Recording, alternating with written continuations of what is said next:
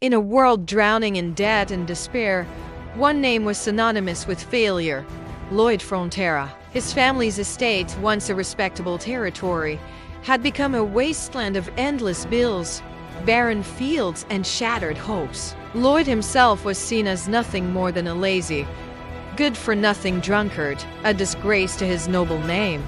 The people whispered, the creditors circled, and the future looked as bleak as a winter storm. This wasn't just a story of decline. It was a slow, agonizing freefall into ruin. The Frontera territory was doomed, and its lord was leading the charge straight into oblivion. But what if the soul inside that failing body wasn't the one everyone thought? Imagine waking up not in your own bed, but in a strange medieval world, trapped in the body of a notorious failure. This is exactly what happened to Suho Kim, a brilliant civil engineer from modern-day Korea. One moment, he's crunching numbers on a construction site. The next, he's Lloyd Frontera, inheriting a mountain of debt and a reputation that's 6 feet under. But where the old Lloyd saw despair, Suho saw potential. Where others saw cursed land, he saw untapped resources. The lazy eyes of the drunkard were gone, replaced by the sharp, calculating gaze of an engineer. A mind filled with blueprints, physics,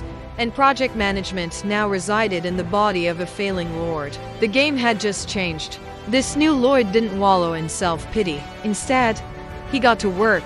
He started surveying the land, not with the eyes of a nobleman, but with the precision of a surveyor. He saw the inefficient water flow, the poor soil composition, and the lack of basic infrastructure. His brain, a supercomputer of engineering knowledge, started designing solutions. He wasn't thinking about magic or prayers. He was thinking about dams, aqueducts, and proper road construction. While everyone else was expecting the same old Lloyd to drink himself into another stupor, he was secretly drafting plans that could reshape the entire territory. The first project? Taming the wild river that had plagued the estate for generations, turning its destructive power into a source of life and prosperity. The transformation was astonishing. The man who could barely stand straight was now directing workers with unwavering confidence, explaining complex engineering principles in simple, understandable terms. He wasn't just building structures, he was building hope.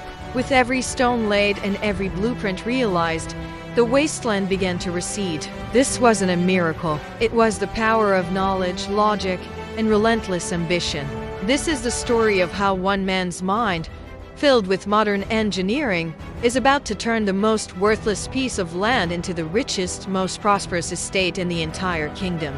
The world thought Lloyd Frontera was finished. They have no idea what's coming. Thanks for watching. If you're as excited as I am to see how a civil engineer revolutionizes a fantasy world, make sure to hit that subscribe button and ring the bell so you don't miss a single part of this incredible journey. Let me know in the comments what modern skill you'd use to survive in a fantasy world. See you next time.